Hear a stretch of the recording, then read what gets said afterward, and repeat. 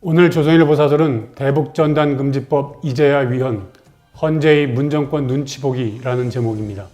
문재인 정부가 만든 대북전단금지법은 위헌이라는 헌법재판소 판단이 나왔습니다. 이 법은 2020년 6월 북한 김여정이 대북전단을 저지시킬 법이라도 만들라고 하자 남북 이벤트에 목을 메고 있던 문정권이 허겁지겁 통과시킨 것입니다. 대북전단에 3년 이하 징역 또는 3천만 원 이하 벌금에 처하도록 했습니다. 김정은 정권에 의해 눈과 귀가 막힌 북한 주민에게 실상을 알리는 일이 민주국가에서 장려되지는 못할 망정 어떻게 처벌의 대상이 될 수 있습니까? 표현의 자유는 민주주의 근간이자 헌법상 권한입니다. 그런데도 김여정의 요구에 따라 우리 국민을 감옥에 보내겠다는 어처구니 없는 법을 만든 것입니다. 헌재는 이에 대해 국가형벌권의 과도한 행사라며 정치적 표현의 자유 제한이 매우 중대해 과잉금지 원칙에 위배된다고 했습니다. 너무나 당연한 결정입니다. 헌재 결정은 예견된 것이었습니다. 앞서 지난 4월 대법원은 대북전단을 살포했다는 이유로 문정부가 탈북민 단체 설립 허가를 취소한 것은 부당하다는 판결을 내리면서 전단 살포는 북한 주민에게 실상을 알리는 공적 역할을 수행하는 측면이 있다고 했습니다.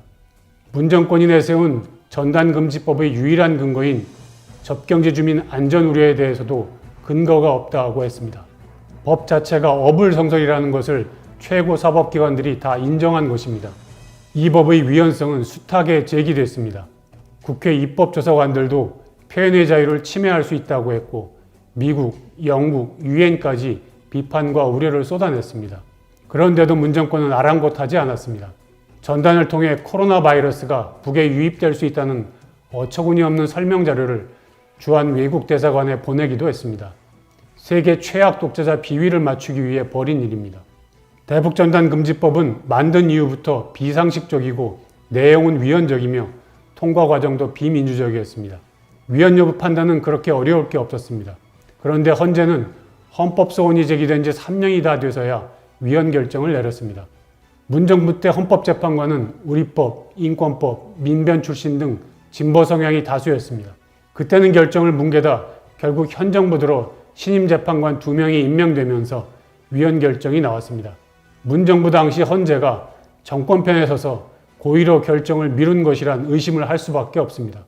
악법을 만든 문정권 책임이 크지만 그런 법이 한국에서 시행되는 상황을 수년째 방치한 헌재 책임도 가볍지 않습니다.